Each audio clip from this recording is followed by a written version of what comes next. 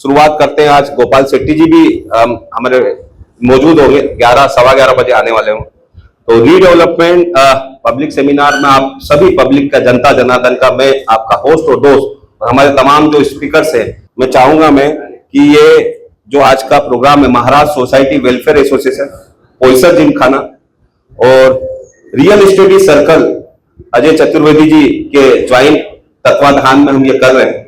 और इस सेमिनार का लक्ष्य यही है कि आप अवेयर हो, एजुकेट हो।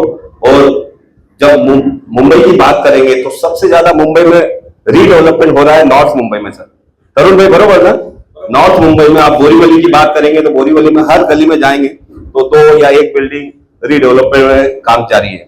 तो हम यहाँ पर फोकस करें कि आप अवेयर हो, एजुकेट हो और आप ठगे नहीं जाए, आपका काम स्मूथली चले, अच्छी डेवलपमेंट के साथ हो। सेल्फ रीडेवलपमेंट बहुत अच्छा स्कोप चल रहा है। चारकोप की बात करेंगे तो मैक्सिमम सोसाइटी सेल्फ रीडेवलपमेंट यदि मुंबई या महाराष्ट्र में हो रहा है तो वो चारकोप में हो रहा है। तो आगे बढ़ते हुए मैं आपका होस्ट और दोस्त सुनील शर्मा हूं। मैं एज ए जर्नलिस्ट हूं पिछले लास्ट 25 साल से, और अभी एज ए कंसल्टेंट हम काम कर रहे हैं रीडेवलपमेंट में, लोगों को किस तरह से राहत दे सकते हैं। महाराष्ट्र सोसाइटी वेलफेयर एसोसिएशन का वाइस प्रेसिडेंट हूं। तो इस विषय के हिसाब से पोईसर जिमखाना, करुणाकर शेट्टी, मुकेश भंडारी और सुनील शर्मा की तरफ से, रमेश प्रभु जी की तरफ से आप सभी का स्वागत है। और आगे बढ़ते हुए मैं चाहूंगा महासेवा के नॉर्थ मुंबई, उत्तर मुंबई के अध्यक्ष हैं भावेश दोषी। भावेश दोषी को अभी हाल ही में अध्यक्ष बनाया, मलाड में रहते हैं, तालियां बजाएं। भावेश भाई आज किसी कारण से प्रभु सर नहीं आ पाए क्योंकि उनका एक ICI का CA इंस्टीट्यूट का कुछ प्रोग्राम था, तो हम चाहेंगे हमारे नॉर्थ मुंबई के प्रेसिडेंट से ही हम काम चलाएं। सर स्वागत है आपका। इसके बाद तरुण भाई मोटा जो फार्मर पेटा के प्रेसिडेंट है, आप सभी को पता है और आपके सभी लोग जानते हैं, सीनियर आर्किटेक्ट है। लगभग आप देखेंगे यहाँ से बांद्रा तक मैक्सिमम जो बिल्डिंग अप्रूवल्स होती है तरुण भाई का नाम आता है उसमें। तरुण भाई बरोबर ना सर? समीर हिंगू जी भी आ गए, फार्मर पेटा के प्रेसिडेंट रह चुके हैं, पास प्रेसिडेंट। सर उनका भी स्वागत है। तो तरुण भाई के बारे में ऐसा है कि काफी सारी बिल्डिंगें जो नॉर्थ मुंबई में या बांद्रा तक बनती है तो उसमें इनका नाम होता है।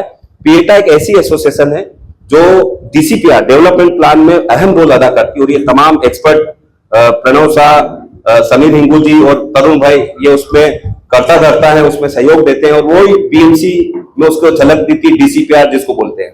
तो ये हम अहम रोल अदा करते हैं। मैं आज के जो स्पीकर थे हमारे एडवोकेट अमित मेहता आने वाले कुछ मिनटों में, तरुण भाई मोटा और समीर हिंगू जी, प्रणव शाह और हमारे सहयोगी और ऑर्गेनाइज टीम में अजय चतुर्वेदी जी, हम सब मिलकर आपको कोशिश करेंगे कि 1 बजे तक इस प्रोग्राम को सफल बनाएं और आप सभी को राहत दें आपके क्वेश्चन आंसर के बदले में। तो सबसे पहले मैं चाहूंगा, हमारे सीनियर भी हैं और इस प्रोग्राम को हमने जब शुरू किया था तरुण भाई गोपाल भाई के साथ मिलकर, तो आज 1.5 साल पूरा हो गया। तो सबसे पहले मैं चाहूंगा तरुण भाई ही आज इस प्रोग्राम को संबोधित करें सबसे पहले और बताएं। फिर एक सवाल भी है तरुण भाई मैं पूछूंगा, आप पहले आज का जो ओवरव्यू है, लोग जो आए हैं आप भली बात ही जानते हैं कहां से पब्लिक किधर से आई है और उनके क्या सवाल होते थे। एक हॉट इश्यूज में भी बताऊंगा, आपको सवाल करूंगा बाद में, लेकिन पहले आप प्लीज बताएं आज का जो रीडेवलपमेंट का हमारा मकसद है, गोपाल भाई ने इसकी पहल की है, शुरू है, तो क्या कहेंगे आज के इस रीडेवलपमेंट सेमिनार पर? तरुण भाई मोटा प्लीज वेलकम। नॉर्मली जब भी सोसाइटी डिसाइड करता है उसको 30 बरस हो जाना चाहिए बिल्डिंग को, तो ये दे आर थिंकिंग कि अभी हमको रिडेवलप करना है। तो भी 2 सवाल आता है, वेदर बिल्डिंग को रिपेयर करके और उसको एक्सटेंशन लाइफ दे या रिडेवलप या बिल्डिंग तोड़ के नया बिल्डिंग बना रहे। तो सबसे पहला क्वेश्चन आता है appointment of PMC, because PMC जब प्रोजेक्ट रिपोर्ट बनाता है तो उसके ऊपर से वायबिलिटीज मालूम पड़ती है कि प्रपोजल वायबल है, कितना वायबल है, कितना वायबल नहीं है, उसको कौन से सेक्शन में लेकर ले जाना चाहिए। क्योंकि कॉर्पोरेशन का अभी जो रेगुलेशंस आया है 2018 नवंबर में जो सैंक्शन किया है, which is approved by state government for the redevelopment in suburbs, उससे बहुत कुछ अमेंडमेंट आ गया। पहला जो पॉलिसी था और जितना भी FSI वगैरह के लिए इतना रिलैक्सेशन आ गया है कि समझ नहीं पड़ता है कि कौन से सेक्शन में कैसा डेवलप करने का। तो उसके लिए PMC is the right person. आप जब कोई भी प्रोजेक्ट देंगे उसको, depending upon the locations, depending upon the FSI consume, layout का पार्ट है नहीं है, फिर पास्ट में क्या कमिट किया है, कन्वेंस लीज कन्वेंस कैसा मिलता है। तो depending upon all this criterias एक प्रोजेक्ट प्रोजेक्ट रिपोर्ट पहला बनता है। Based on project report society has to decide whether they want to go ahead with the redevelopment in prima facie or not, or still wait for another 5 years to come another regulations, क्योंकि regulations every day new regulations आते रहते हैं, new amendment आते रहते हैं, और amendment आते हैं वो सब बेनिफिट के लिए होता है, लॉस के लिए हार्डली 2-4 लॉस के लिए भी होता है, ऐसा नहीं है, ये सब benefit. For example height restriction आ गया दहीसर में, तो वो एक नेगेटिव पॉइंट हो गया। जो सोसाइटी दहशत में जो decided to go for redevelopment वो अटक गया, अभी डिफेंस के लिए अटक गया। डिफेंस का रेगुलेशन फिर आ गया कि you can not develop without the NOC of defence up to 5 kilometre. तो ऐसे नेगेटिव पॉइंट भी आते रहते हैं, पॉजिटिव पॉइंट भी आते रहते हैं, but ultimately the supreme body society has to decide based on the project report at what time हमको रीडेवलपमेंट में जाना चाहिए और कौन से सेक्शन में जाना चाहिए। अकॉर्डिंगली जब पीएमसी को अपॉइंट करेगा तो पीएमसी उसको बताएगा कि this are the criterias, based on the criterias you can invite the tenders from the developers. अभी नॉर्मली कोई भी टेंडर आता है तो 10-12 डेवलपर होता ही है, सो उसके बाद उसका कंपैरिजन शीट बनता है कि कौन सा अच्छा डेवलपर है, डिपेंडिंग ऑन द वर्क उसके हाथ में अभी कितना काम है, depending on the financial capacity. क्योंकि इनिशियली बिल्डिंग तोड़ने के पहला बहुत सारा पैसा भरना पड़ता है बीएमसी में, that amount to not less than 25 to 50 crore at first step. तो वो वेदर उसकी कैपेसिटी है कि नहीं पैसा भरने की, प्लान अप्रूव करके लाएगा कि नहीं, प्लान अप्रूव करने के बाद ही बिल्डिंग तोड़ना है, उसके पहले बिल्डिंग तोड़ना नहीं है। तो there are so many criterias. ये जो क्राइटेरिया को समझने के लिए PMC appointment is the first steps which society has to decide, and based on the PMC project report, the society and the committee or the entire AGM will decide further course of actions. ये first steps है सबसे पहला। Second step है उसका further winding road का है कि नहीं, डिमार्केशन चाहता है कि नहीं, लीज या कन्वेंस हो गया है, कन्वेंस हो गया तो उसमें एरिया डिफरेंस है या जोन डिफरेंस है, तो उसके लिए that all will be solve only by PMC, क्योंकि वो टेक्निकल आदमी है।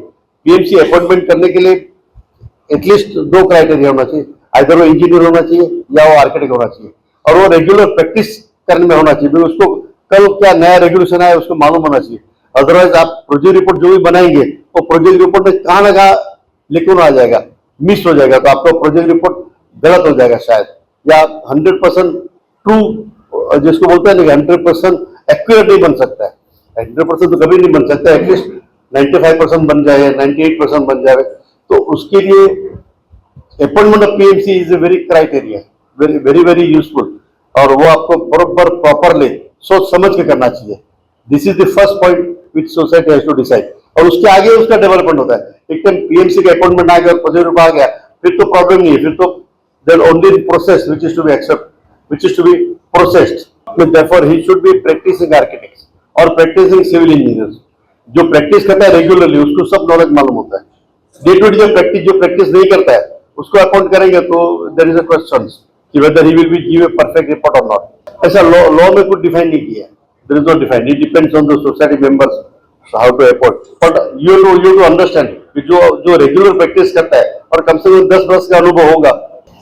5 किलोमीटर अभी लाया है डिफेंस से, क्या 2009 से चालू था disputes between authority, corporation and central government. Gopal Shetty साहब ने बहुत मेहनत किया, बहुत मेहनत करने के बाद ही ब्रॉट क्लेरिफिकेशन 2016 नवंबर को गवर्नमेंट ने क्लेरिफिकेशन दिया, सेंट्रल गवर्नमेंट ने क्लेरिफिकेशन दिया, स्टेट गवर्नमेंट ने क्लेरिफिकेशन दिया।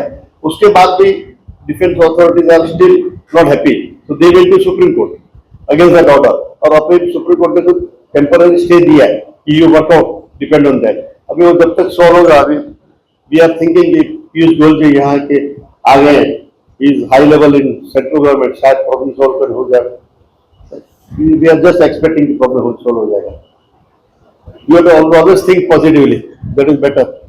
Thank you very much to Sunil ji especially for calling this entire luminaries on the dais on behalf of Maharashtra Society Welfare Association. Gopal ji भी आने वाले हैं, लेकिन गोपाल जी आने के पहले मैं आपको चीज बताना चाहता हूँ कि रेरा ड्राफ्टिंग कमेटी में मुझे गोपाल भाई ने नियुक्त करके दिया था by talking to the Rajya Sabha people. और ये गोपाल भाई के आने के पहले इसलिए बोल रहा हूँ ताकि गोपाल भाई को ऐसा न लगे उनको मैं लाल कर रहा हूँ। तो right from you can say 2003-4 onwards till now there has been a very big journey, बहुत बड़ा जर्नी रहा है फॉर डेवलपमेंट। रीडेवलपमेंट बोलो, कन्वेंस बोलो, आपने देखा है कि लास्ट 20 इयर्स में 3-4 रेजोल्यूशन बहुत अच्छे निकले हैं across India also and also in Maharashtra also. एक तो RT एक्ट जिसके लिए हमको बहुत सारे डाटा एंड डॉक्यूमेंट मिलते हैं, एक है डीन कन्वेंस, एक है 79 procedure. 79 procedure got implemented in 2009 में इम्प्लीमेंट हुआ। और ये इसलिए हुआ बिकॉज बहुत सारे डेवलपर्स है वो चीटिंग कर रहे थे सोसाइटीज के साथ, इग्नोरेंट अपने। आप देखोगे ना ज्यादातर डेवलपमेंट आप देखोगे बैंड्रा टू दहीसर तक ज्यादा होता है। तो मिडिल क्लास पीपल है हम लोग सब, और हम लोग को बहुत सारा लॉज के बारे में पता नहीं होता है, जो लेटेस्ट लॉज के बारे में। तो 79 प्रोसीजर ये आने से हमको क्या क्या फायदा आपको बताता हूँ मैं। तो 2009 में सिडको के एक IAS ऑफिसर थे, उनके अध्यक्षता में ये एक छोटा सा कमिटी बनाई। ये कमिटी में उन्होंने गाइडलाइंस बनाए। Let me tell you that 79 procedure is not mandatory, it is a guideline, it is directive, जिसके बेसिस पे आप सोसाइटी काम कर सकते हैं। इसका हाई कोर्ट का जजमेंट भी आया था about 3 years before, where it clearly stated it is not mandatory in nature, it is a guideline, it is a directive. तो 79 प्रोसीजर के कारण आपने देखा है कि there has been mushroom of lawyers and PMC इसलिए इंपॉर्टेंट है अपन को बिकॉज जो भी टेक्निकलिटीज होती है वो हम जब डेवलपर से बात करते हैं तो हमको उसका ध्यान नहीं आता है, लेकिन पीएमसी हमको गाइड करती है। तो पीएमसी के 2 पार्ट होते हैं, एक है टेंडरिंग स्टेज और एक post tendering stage. Tendering stage के पहले पूरा प्रोसीजर होता है, right from making the draft tender is made by the PMC, it is also endorsed by the lawyer in the society, is appointed by the society. साथ साथ में tender float करने के बाद आपको 3 से 4 कोटेशन मिनिमम मंगाते हैं। गाइडलाइन में ऐसा लिखा है कि कम से कम 3 कोटेशन मंगाना चाहिए, आजकल तो 8 से 10 कोटेशन आते हैं। तो 3 से 4 कोटेशन मंगाने के बाद समझो एग्जांपल 10 कोटेशन आ गए, 10 से 5 हो गए, 5 से 3 हो गए, 3 से 2 हो गए, 2 से 1 हो गए। तो मैं साथ साथ में प्रोसीजर बताता हूँ डेवलपमेंट का। तो आपका डेवलपमेंट का प्रोसीजर, 79 प्रोसीजर एंड डॉक्यूमेंटेशन, ये सब इन लाइन ही बताता हूँ मैं आपको। तो पीएमसी की in the guidelines of the PMC, you shortlist the developer more so from the technical angle, because commercial angle तो समझ सकते कि जो highest bidder रहेगा उसको मिलता है। Highest bidder is not necessarily the best, but branding के हिसाब से आप देखो you have to pick a combination, यानी बड़ा ब्रांड होगा और ऑफर कम होगी, ये प्रिफर्ड है बहुत बार, rather than having a very low brand and having a very high offer। और low brand giving a very high offer is many times entry, उनको बहुत बार एंट्री चाहिए तो एंट्री के लिए भी कभी भी देते हैं। लेकिन लो ब्रांड का ये मतलब नहीं कि they can not do the project, you have to also see their balance sheet, their profit and loss statement last 3 साल का कम से कम, ये आपने देखना चाहिए।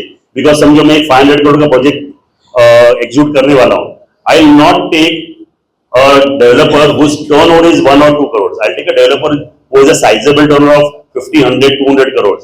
रीजन इज लाइक दिस कि उसको बैंकिंग लोन मिल सकता है। देखो कोई भी डेवलपर होगा, कोई भी बिजनेसमैन होगा, ये कभी भी अपने अकाउंट में 50-100 करोड़ रखता नहीं है। They take loans, that is called construction loan, project loan, future sale के एंगल से वो लोग लोन लेते हैं। तो हम लोग जब डेवलपर सिलेक्ट करते हैं तो हमारे 3 पैरामीटर्स इंपॉर्टेंट है। हमारे 3 पैरामीटर में फर्स्ट पैरामीटर ये balance sheet, profit and loss statement, it should be in line with the requirements of the project. Second is litigation history, ये बहुत इंपॉर्टेंट है। हम बहुत बार देखते हैं कि there are lots of developer, specially आपने देखा 2007 से लेके 2014-15 तक आपने देखा कि बहुत सारे डेवलपर्स ने चीट किया हुआ है पब्लिक को। मुझे नाम नहीं लेना है, यहाँ पे सब शूट कर रहे हैं तो पता चल जाएगा कि मेरा नाम सब जगह पे घूम रहा है। तो 6-7 डेवलपर तो बहुत प्रोमिनेंट है। कोई डेवलपर तो आपको बताऊं गांधी बोरी में भी आपको मैं नाम बोलने की जरूर नहीं, पर आपको तो मालूम है कौन कौन से है, 2-3 तो अभी भी जेल में बैठे। इन लोग क्या करते थे, they used to cheat the society. पहले बड़ा हाई ऑफर दे देंगे, सोसाइटी में घुस जाएंगे और बाद में ऑफर का वो रिस्पेक्ट नहीं करते थे। They would not go and do the project as per that agreement. फिर एग्रीमेंट रिवाइज करना पड़ता था, सप्लीमेंट्री एग्रीमेंट बनाना पड़ता था, ऐसा चलता था। So second criteria is litigation history of the developer. Third criteria कि whenever you are finalizing a developer, you have to see that at least he has got 3 OC copies of the previous projects. अभी इसमें भी there are exceptions, I give exact exceptions. और मैं आपको example कर देता हूं। मैं हार में हम लोग प्रोजेक्ट कर रहे थे, अभी चालू हुआ है जस्ट प्रोजेक्ट। हमने क्राइटेरिया बनाया, हमने 3 क्राइटेरिया बनाया। 3 क्राइटेरिया में से 2 क्राइटेरिया में टॉप के डेवलपर फिट नहीं हो रहे थे क्राइटेरिया बनाने के बाद भी, but the society gave a waiver on all this. I give example, Raymond group enter recently और उसका टर्नओवर इज 5,000-10,000 करोड़, तो people give the waiver on that. Then Adani group, they did not do redevelopment, but the turnover is much more than what is required for redevelopment project, so they got the waiver for that.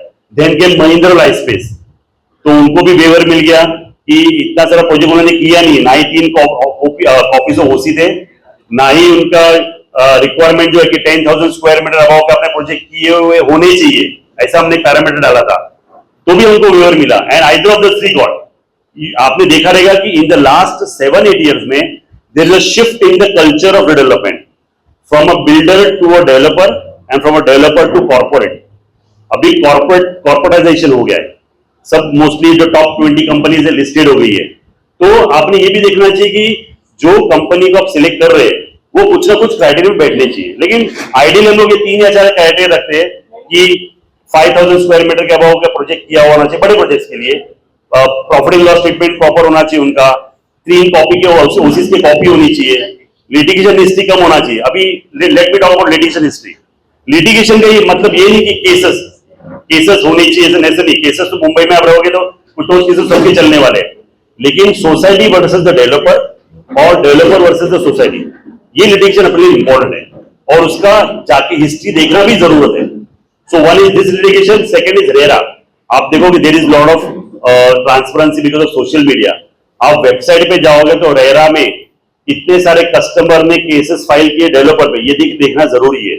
उसका reason ऐसा है कि there is lot of deficiency, sometime deficiencies होता है in the product, quality में problems होता है, time length. आप देखोगे बार चार्ट में नॉर्मली अपन 3 to 5 years का अपना बार चार्ट होता है, लेकिन बहुत से डेवलपर्स है क्रॉस 5 years ऑल्सो, तो वो भी अपन को पता चल जाता है। So these are some of the criteria that you see. And अपने पीएमसीए इतने सक्षम होते हैं कि उनको टेक्निकलिटीज और उनका बैकेज सबको पता होता है। ऑन एवरेज आप देखोगे मुंबई में अबाउट 100 odd PMCs है एंड 100 odd डेवलपर लॉयर्स है who normally are overlapping each other in lots of the projects।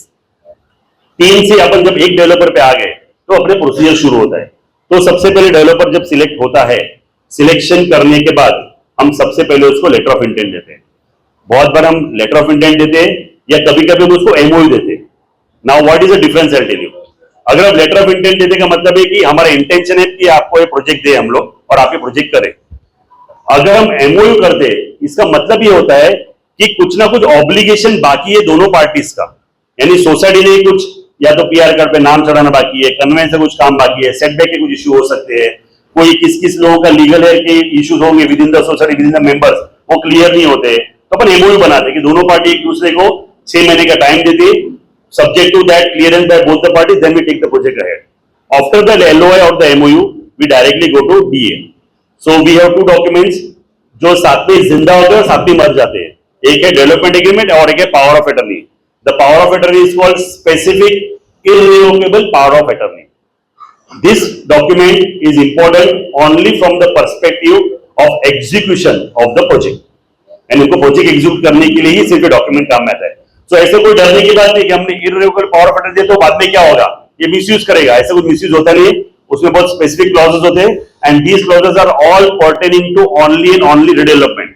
So they coexist and coterminate together, the development agreement, power of attorney. ये होने के बाद अपना दोनों document होने के बाद you the developer takes the development agreement and power of attorney and goes to the BMC. अगर BMC is the authority to clear the file, then BMC, ये तो माड़ा हो सकता है, MMRD हो सकता है, वो डिपार्टमेंट में जाते हैं। वो डिपार्टमेंट में एग्जीक्यूट करने के बाद उनको मिलता है IOD। अभी बहुत से प्रोजेक्ट्स आप देखोगे आजकल, of course PMC would throw more light on that, 3311। सो अगर 3311 में तो SRA के पास जाता है। अभी SRA में जाता है इसका मतलब ये नहीं कि प्रोजेक्ट SRA में हो रहा है। It is only a licence to clear the file, it is only to get certain benefits. On an average about 1 FSI का बेनिफिट शायद मिल सकता है 3311 में, 1 का मिलता है। So many societies prefer 3311 also. तो एक बार हमारा IOD आ जाता है IOD आने के बाद the developer indicates to the society कि now you can vacate the society. So normally 30 to 45 days का टाइम दिया जाता है for society to vacate the premises. At the time of vacating the premises आपको दो चीज इंपॉर्टेंट याद रखनी है. First, never vacate the building without IOD. There is a very big risk. 99% it's a big risk. As a lawyer, I would recommend never ever vacate a society without IOD. Number one. Number two, never ever vacate the society without PAAA. It is called Permanent Alternate Accommodation Agreement, which is called individual agreement. ये इसलिए important है because this is our identity. मैं आपको example देता हूं. मैं समझो मेरा फ्लैट नंबर 201 है प्रेजेंटली ऑन सेकंड फ्लोर और मैंने मेरा फ्लैट मॉर्गेज किया है टू से बैंक ऑफ बड़ौदा. अभी मैंने मॉर्गेज किया है और आप विदाउट PAAA वेकेट करोगे और डेमोलिशन हो गया तो आपको बैंक को इंटीमेट करना था कि भाई 201 का अभी मेरा 501 हो गया है. So you are demolishing the security of the bank without giving them a proper instrument. So remember PAAA is very important. ये एंगल नंबर 1 अगर आपका मॉर्गेज किया गया. Let me tell you angle number 2. अगर मैं फ्लैट के बाहर निकल जाता हूं, what is my identity? Suppose I want to file a case on the developer for some reason, so I should have identity. तो that PAAA is identity because पहले मेरा सिर्फ फ्लैट 201 था, अब मेरा 501 है. So you should have your identity before vacating the premises. Then the society would call you. तो they will call in, बोलो कि भाई आपका PAAA रेडी है, आप आके साइन करो. विच normally is a try party agreement. The developer, the individual member and the managing committee, तीन लोग साइन करते हैं. साइन करने के बाद आपका वो कॉर्पस रेंट, यानी जिसको बोलते हैं hardship compensation and displacement compensation, ये दो वर्ड रेंट एंड कॉर्पस के लिए इसी यूज किया जाता है बिकॉज 2006-7 में और 2014 में एक केस होता है इनकम टैक्स का. वो केस में उसका आउटकम ऐसा आया था कि if you use the word hardship compensation and displacement compensation then आपको टैक्स नहीं लगता है उसके ऊपर. That's why this words are used.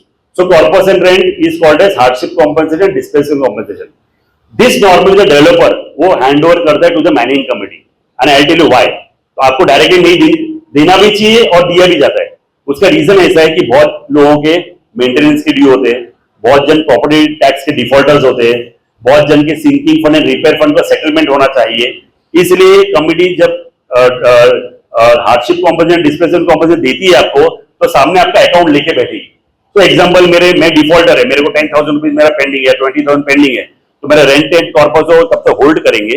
वो होल्ड करना मेरे को सामने सेटल करेंगे and then they will disburse the hardship and displacement compensation.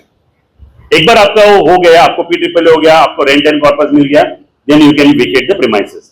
अभी जो कॉर्पस होता है, ये कॉर्पस आपके 2-3 पार्ट में मिलते हैं. नॉर्मली थोड़ा स्टार्ट में मिलता है, फिर थोड़ा मिड में मिलता है और थोड़ा ओसी का टाइम में मिलता है. कभी कभी अच्छे डेवलपर होते हैं, पैसे वाले होते हैं, वो बोलते पूरा 100% कॉर्पस स्टार्टिंग में ले लो. कभी कभी कोई फेज वाइज देते हैं, कभी कभी इंटरिम स्टेज पे खत्म कर देते हैं. But this is important that हम कॉर्पस साथ में लेके निकले और स्टार्टिंग में हमको कॉर्पस मिलना जरूरी है. बिकॉज आपको रेंट मिलेगा, ब्रोकरेज मिलेगा, शिफ्टिंग चार्जेस मिलेगा, बट बहुत बार हम नए घर में जाते में टेम्पररी जो नए घर में जाने वाले 3 साल 4 साल के लिए हमको कुछ ना कुछ काम करना पड़ता है, एक्स्ट्रा डिपॉजिट देना पड़ता है, थोड़ा बड़ा साइज का घर चाहिए, तो उसके आपको थोड़े पैसे चाहिए, उसके अपन कॉर्पस काम में आता है. Another important thing is that when we are, जो मैं डेवलपमेंट एग्रीमेंट के पॉइंट्स के टाइम पे आपको बताऊंगा मैं, but to be short and quickly on some points, कि हम जब डेवलपमेंट एग्रीमेंट फाइनल करते हैं उसके अंदर 3 पॉइंट बहुत इंपॉर्टेंट है. First is security of the society. 4 type के सिक्योरिटी आजकल चल रहे हैं. First security is obviously bank guarantee, यानी समझो प्रोजेक्ट 100 करोड़ का है तो शायद 5, 10, 15 करोड़ का हमको बैंक गारंटी मिल सकता है. ऐसा कोई फिक्स फॉर्मूला नहीं है, लेकिन 79A प्रोसीजर में लिखा गया है up to 20% of bank guarantee you can expect. तो ये 5% भी होता है, 10% भी हो सकता है. अगर कॉर्पोरेट रेंट आपका ज्यादा है, आपको एक्स्ट्रा फ्री एरिया ज्यादा मिल रहा है, तो बैंक गारंटी कम हो सकती है, या सिक्योरिटी शायद कम इसलिए हो सकती है बिकॉज आपको कॉम्पनसेशन ज्यादा इन हैंड पहले मिल रहा है.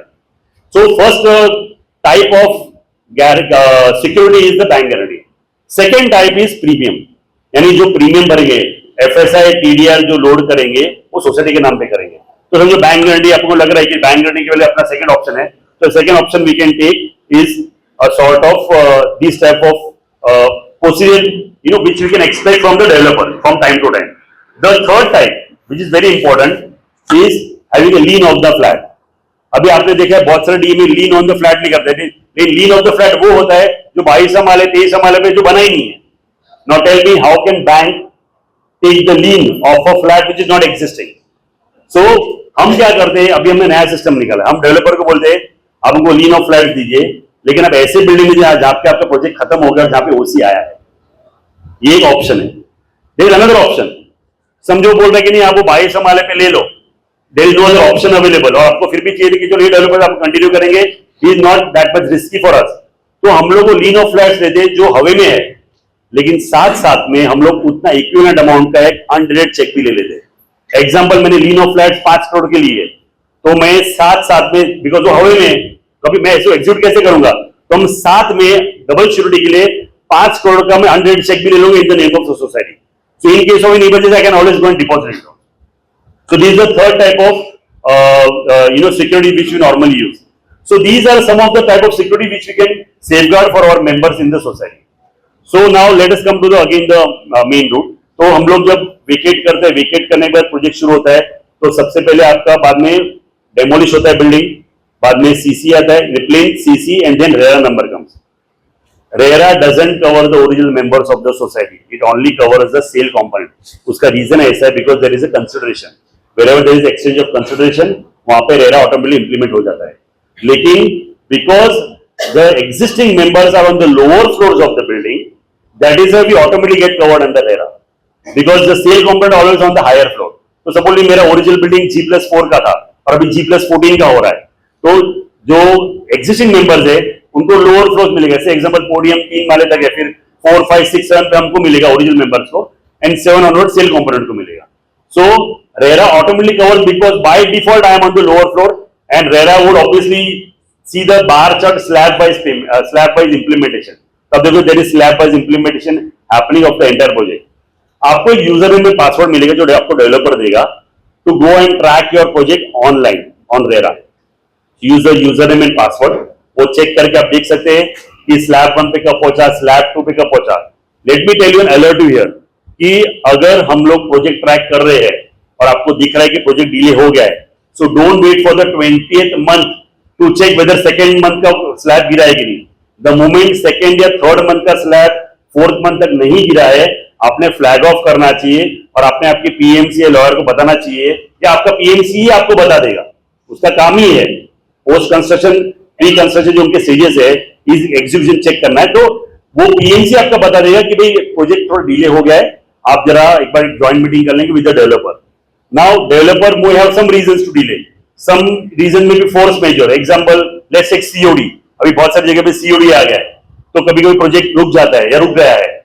कभी कभी आप देखा है जू एरिया में रडार इशू, यानी वो तो इतना आप बोल रहे कि ड्रैकोनियन था हमारे लिए कि प्रोजेक्ट चालू हो गया, 7 माले तक पहुंच गया और 9वें माले पे उसको स्टे मिल गया बिकॉज रडार का इशू आ गया. आई थिंक यहाँ का तो रडार का इशू सॉर्ट आउट हो गया, आई शिफ्टेड नाउ. ये तो दहीसर तक था, नहीं हो गया वो तो दहीसर तक का, आई थिंक दहीसर तक इंप्लीमेंट था. I don't know how is radar affected till Dahisar, but there is another point where lots of force majeure issues may come up, so developer may delay the project, COVID आ गया. So these things are not under anyone's control. बहुत time क्या होता है कि कोई जैसे DCPR 2034 आया था, जब वो आया था तब इमीडिएटली इंप्लीमेंट जब करने के टाइम पे no one was clear how things are going to take the shape. 6 metre का रोड 9 मीटर, 9 का 12, 12 का 18. So there are lots of changes which had come. So you should also know that कि road width also makes lot of difference in your FSI calculations. जैसे metro है, आप metro के नजदीक है तो आपको थोड़ा एक्स्ट्रा बेनिफिट मिल सकता है. So when you are calculating the time length, आपको ये फैक्टर करना जरूरी है कि there could be some force majeure जिसके लिए प्रोजेक्ट डिले हो सकता है. हम लोग normally 36 months plus 6 months grace period ऐसा डीए में अपन नॉर्मली लिखते हैं. आइडियली 42 मंथ्स का प्रोजेक्ट होता है. हाउएवर RERA अलाउज 60 मंथ्स, यानी 60 मंथ तक RERA इंटरवीन नहीं करेगा. But if given the opportunity of filing a case where there is a conflict of a clause between RERA time length and the development agreement clause would survive. Why? Because there is a contractual obligation. And दोनों parties ने contract किया हुआ है, ये contract implement होता है based on that contract only. I also tell you there is a Supreme Court judgment which clearly states that the developer who has implemented a project through a registered development agreement with power of attorney has more rights than the developer who has just started the project based on the MOU. तो आप ध्यान रखिए कि हमारे लिए registered agreement होना बहुत जरूरी है. Without that you should never vacate the building, not the flats. Now after the project starts, आपका रेरा नंबर आ गया, project starts, and then comes the implementation of taking back your own flats. अभी इसमें दो टाइप के take over होते हैं by the members of society. एक होता है फिट आउट पोजेशन और सेकंड होता है possession with OC. The word possession means only with OC and not fit out possession. Fit out possession का मतलब ऐसा है कि डेवलपर बोलेगा भाई अभी जून चल रहा है, दिसंबर में ओसी आने वाला है, आप लोग सब फ्लैट ले लो. This is a trap. This is a trap. You should never take a possession of your flat without OC because there are couple of reasons for that. First reason, समझो 100 मेंबर सोसाइटी है, हम लोग जैसे ही flat में enter होंगे तो we are tend to start encroaching about the side area. यानी आजू बाजू जो भी एरिया है सब मेरा ही है. यानी हम बाहर जाके चप्पल का स्टैंड बना देते हैं, हम कुछ वॉल्स ब्रेक करते हैं, हम ड्राई बालकनी एरिया अंदर ले लेते हैं, छज्जा अंदर ले लेते हैं. So the developer takes opportunity to tell कि मैं ओसी लाने ही वाला था, लेकिन आपने एनक्रोचमेंट कर लिया इसलिए मैं ओसी नहीं लाने वाला. So never take possession without OC because all the members are not going to be on their control. आप खुद को कंट्रोल में रख सकते हैं, बाकी 100 मेंबर्स को कंट्रोल में नहीं रख सकते. इसलिए आप पोजेशन लो but only with OC.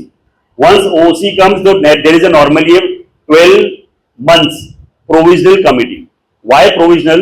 Because आप ओरिजिनल समझो 50 मेंबर्स से और 50 मेंबर्स ऐड हो गए तो आपके जो नए मेंबर्स ऐड हो गए वो भी पार्ट ऑफ द कमिटी बनेंगे, वो भी पार्ट ऑफ द सोसाइटी बनने वाले, उनको हम नया शेयर इशू करेंगे. तो उनको आपको पार्टिसिपेट करना देने के लिए जो एग्रीमेंट में लिखा रहेगा ये सब इंप्लीमेंटेशन करने के लिए 12 महीना दिया जाता है. So there is a provisional committee and post that period आपका नई कमिटी है then take over the project. So development agreement, power of attorney, PAAA and also the entire 17 procedure. But I will tell you one important point about the as far as PAAA is concerned. PAAA में ध्यान में रखिए कि PAAA में nominee हर एक ने अपना nominee लिखना बहुत जरूरी है. Because during the project timeline if something happens to me तो ये फ्लैट पे डिसीजन कौन ले सकता है? There has to be specific clause in PAAA which says that during the duration of this project so and so person will be nominee during the entire execution of this project. Normally 3 to 5 years one project timeline लेते हैं. 99% को problems होते हैं लेकिन कभी कभी होता है तो there is lot of problem as far title is concern. So I think I have given enough brief on that. जो क्वेश्चन आंसर है हम बाद में बात करेंगे. GST. Yeah. Permanent alternate accommodation agreement. That is called individual agreement. Yeah, that's identity for a person who is going to vacate their flat. As far as GST is concerned, एक important point बता देता हूँ कि of course sale component पे आपको GST भरना ही है if you are buying extra area. However, there is a case going on in Supreme Court right now, जिसके लिए बहुत सारे डेवलपर्स एक अमाउंट रिजर्व में रखते हैं और वो केस ऐसा है कि हम समझो मेरा 500 स्क्वायर फीट है और मुझे 100 स्क्वायर फीट एक्स्ट्रा मिल रहा है. So the government, any department, the GST department told that the 100 square feet which you are getting extra, which is free of cost, उसमें भी GST लगता है. तो ये केस चल रहा है. ये केस 99 तो अपने फेवर में आने वाला है. In this case right now is pending in Supreme Court. So subject to the outcome, normally some developers may also put a clause in the DA and PAAA कि अगर GST लागू हो तो आपको बेयर करना है on the free component. So keep this in mind that वो भी clause जो clearly कवर करके रख लीजिए in your PAAA and development agreement. GST. Thank you very much. Amit भाई एक कॉमन सवाल है. मतलब मैं जब सेमिनार करता हूँ, जब हम लाइव शो करते हैं हमारे वेबिनार, तो देखा गया है कि एग्जांपल है महाड़ा का लेआउट है बड़ा. ध्यान से सुनिए प्लीज, बात मत करिए. महाड़ा का बड़ा लेआउट है, टेंडर हो चुका है. टेंडर में बड़े बड़े, प्लीज साइलेंट, बड़े बड़े डेवलपर ने टेंडर भरा है, लाइक रहेजा, ओबराय, अलग अलग. वहां पर एक नया हीरो आता है, एंट्री न्यू डेवलपर, और वो सीधा एक 1200 एरिया दे रहा है. जैसे एग्जांपल हुआ है, नाम नहीं बताऊंगा, 1200 एरिया दे रहा है. वो as per rules regulation TCPR उसको फिजिबिलिटी के हिसाब से 800, 200, 750 जो भी 8-10 मिनट दिया, उसने 1200 एरिया दिया. 1200 में चले गए. जैसे 10-12 साल हो गया, वो तो अंदर चला गया. लेकिन वहां पर अब इतना बड़ा लेआउट था तो सब अलग अलग डेवलपर के साथ जा रहे हैं. आज उनको 800 दिख रहा है. ठीक है, तो ये जब इस तरह का सीन आता है तो वो लोग मैनेजिंग कमेटी, वो लोग मैनेजिंग कमेटी पे विश्वास करते हैं. तो क्या करें कि किसके साथ जाना है? एक नया इंटर हुआ, नई कंपनी आई है, और वो जो बड़े बड़े निर्माण थे कि वो 700-800 दे रहे हैं, वो उन्होंने एक्सपीरियंस नहीं होता. तो उस वक्त क्या सजेशन, आपका व्यू क्या है? देखिए, मैं आपको एक एग्जाम्पल देता हूँ। मैं सोसाइटी का नाम नहीं बताऊंगा, बट आपको पता होना चाहिए, राम गली गांधीविल में एक end of the road there is a society where I've been there for almost 10 years. ऐसा है कि 2012-13 में एक डेवलपर एंटर हो गया। He was having a turnover of 50 lakhs, 70 lakhs. He is aware of that. Which society I'm talking about. Okay. वो developer ने directly 70% दिया। 70%। I'm talking 2012-13 की बात कर रहा हूँ। ओके। जबकि बड़े-बड़े ब्रांड थे, ये सबने 25, 30, 40% दिया। एंड जनवरी बोला हम 70% के साथ ही जाएंगे। Then we became lawyer in 2014-15 when the developer did not go and take the project further. तो 2015 में ऑफिस रीटेंडरिंग किया, ये डेवलपर को बुलाया, उसने बोला भाई प्रोजेक्ट करेगा नहीं, finally this project ended at something like 30%. So remember one thing कि आपको कॉम्बिनेशन देखना है। एक अच्छा ब्रांड है वो थोड़ा कम देगा, वो जीरो रिस्क पर है, और एक लोअर ब्रांड है बहुत ज्यादा हाई देगा, जैसे this they also want time to they want a break. तो ये भी हमने कॉम्बिनेशन देखना चाहिए, combination of brand and commercial. Highest is not the best and lowest is not the worst. बिल्कुल बिल्कुल। एक नाम के साथ में मैं आपको एक बड़ा एग्जाम्पल बताता हूँ। ओवरऑल मॉल के सामने ठीक एलएचबी कॉलोनी है, बड़ा लेआउट है, बहुत बड़ा अडानी जो बोलते हैं, वहां पर 2009-10 में यहाँ पे कोई होम ही उसके टेनेंट, मैं वही देखा था। 2009-10 में टेंडर हुआ था, बड़े बड़े प्लेयर्स वहां पे टेंडर भरे थे, लेकिन एक शुभम या उदय सुर्वे एक नाम जानते हो, उन्होंने भरा, उन्होंने 1200 के एरिया थे, 1 बेड 2 लोगों को दिया महाड़ा वाले को। आज वो गायब है, लेकिन एक इंडिविजुअल एक सोसाइटी करके अभी जा रही है। तो ओवरऑल कहने का मतलब है लालच में नहीं आना है। जो एक्सपर्ट है, जो काम कर चुके हैं, वो 700-800 क्यों दे रहे हैं, वो एमसी को नहीं, लोगों को पूछना जरूरी है। कमेटी के जो मेंबर्स है, उनके साथ में जो टेनेंट है दूसरे, उनका भी अधिकार है कि भाई ये 750-800 पे दे रहा, आप 1200 में क्यों जा रहे हो। वो चीजें कंपेयर करना जरूरी, अलर्ट रहना जरूरी है। आगे बढ़ते हुए अरुण भाई जी, आपके लिए एक सवाल है कि ओवरऑल व्यू है जिस एरिया में ये रिडेवलपमेंट में जो लेआउट है, लाइक जैसे महावीर नगर और Yogi Nagar, it seem BMC does not give approval due to ownership and amenities handing over issues. ये बड़ा इश्यूज है, और ये यहाँ पे योगी नगर और महावीर नगर का है। क्या है, जब आप डीप सर्विस देते हो, हम लोग क्या करते हैं, कंपाउंड मार के रखा है, उधर डीप सर्विस देते हैं। हम सोचते नहीं कि हमारा जो राइट है रोड के ऊपर का, प्रॉपर्टी राज्य के ऊपर का राइट हमारा था, हमने छोड़ दिया। पीएनसी के नोट है, अगर वही टाइम आपने जब डीप सर्विस दिया, वही टाइम अगर आपने बराबर सोच लिया होता तो मास्टर लेआउट में कितना इनकम रोड है, हमको प्रपोर्शन कितना मिल सकता है, आरजी कितना दिया है, आरजी के प्रपोर्शन कितना रहेगा, अगर आपने डीप सर्विस के टाइम वो ऐड कर दिया होता या बाद में पेमेंट कर सकता है, तो बीएमसी भी कंसीडर करता है। नहीं, ऐसा नहीं है, बीएमसी भी कंसीडर, आपको क्लेम तो करना चाहिए, क्लेम नहीं करता तो बीएमसी नहीं करेगा। Thank you. हमारे साथ में मौजूद है, आपने नाम सुना होगा अकोमोडेशन टाइम्स, जो सालों पुराना नाम है। मुरारी चतुर्वेदी जी इसके जनक थे, फाउंडर थे। उनके सुपुत्र हमारे साथ मौजूद है अजय चतुर्वेदी जी। Ajay ji real estate circle को संचालित करते हैं। अजय जी, मैं चाहूंगा, हमारे दोनों मेहमान अभी बोल चुके हैं, अमित भाई और तरुण भाई, क्या ओवरव्यू से आपकी कुछ क्वेश्चन है बिहाफ ऑफ जनता के लोगों के साथ? प्रोफेशनल एक आर्किटेक्ट है, एक एडवोकेट है, दोनों ने बहुत अच्छा गाइडेंस दिया हुआ है। एक ओवरव्यू के हिसाब से कि आपको 79 में भी बहुत जरूरी है, and technical science Tarun sir ने आपको एक्सप्लेन किया हुआ है। एंड जब भी एंड ऑफ द सेशन को समराइज करने में आपको बताएंगे, बिल्कुल मैं दूंगा। Real study circle basically to educate and to inform and to empower to the all the stakeholders, not only the society members, but the builders, architects, property consultants का मैंने बहुत बड़ा प्रोग्राम किया है ये कर्नाटक में। तो all the people has to educate them to align all the stakeholders एक ही प्लेटफॉर्म करना बहुत जरूरी है।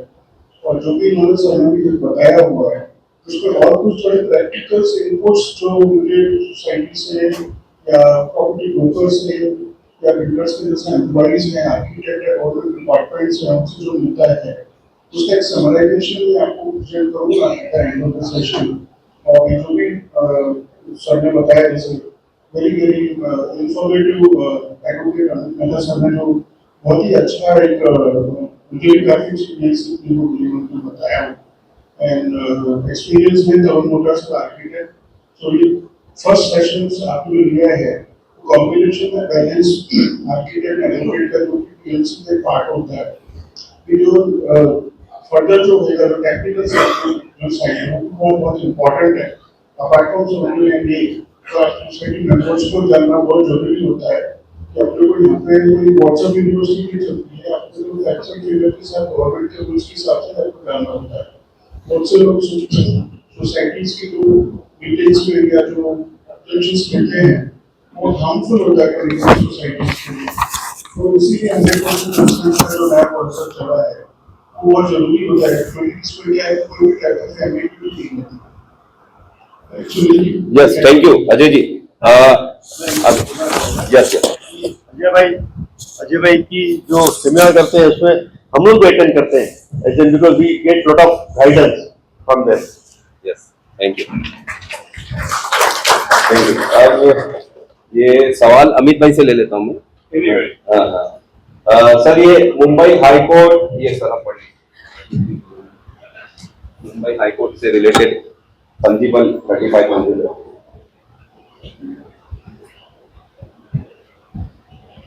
और फिर इस सवाल के बाद में इनका क्वेश्चन ऐसा है कि क्या हमें 35% फंजिबल एसेट फी मिलना ही चाहिए, सब बॉम्बे हाई कोर्ट का जजमेंट है. The answer is no. Judgment को स्पेसिफिक प्रोजेक्ट के लिए होगा, लेकिन ऐसा कुछ नहीं है कि 35% को मिलने चाहिए. कहाँ का लोगों को 60, 50, 40 भी मिल सकता है, कहाँ का को 10, 5, 50 और कुछ भी नहीं मिल सकता है. ये depend upon various factors. 3 factors बहुत मायने रखता है. First is what is the FSI utilised, second is what is the potential FSI available, and second and third is what are the roads available on that side. ये 3 factor बहुत मायने रखता है. So it is not mandatory कि 35% से ज्यादा मिलना है. 35% सर्वे में लिखा है कि आपको 35% you normally expect normally for development. अगर डेवलपमेंट जाते क्यों जाते हैं ताकि वो बड़ा घर मिले, और बड़ा घर मिले जब तो उसका पर्पस है case defeated. You understand that is people go for development.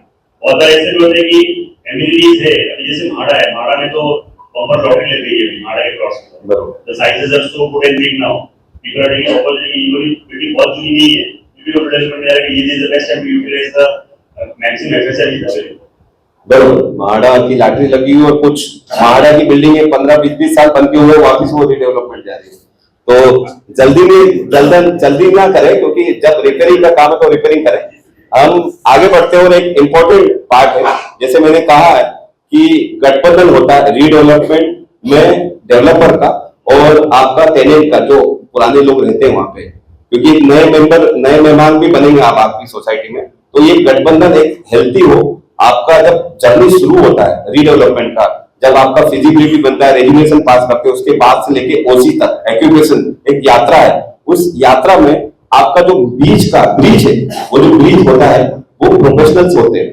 वो आपके आर्किटेक्ट होते हैं, आपके वो एडवोकेट होते हैं, आपके इंजीनियर्स होते हैं, आपके सीए होते हैं, आपके आर्किटेक्ट होते हैं. तो ये मजबूत कड़ी होती है और ये ब्रिज मजबूत होगा आपका, तो आप इस फिजिबिलिटी से लेके ओसी तक पहुंच सकते हो.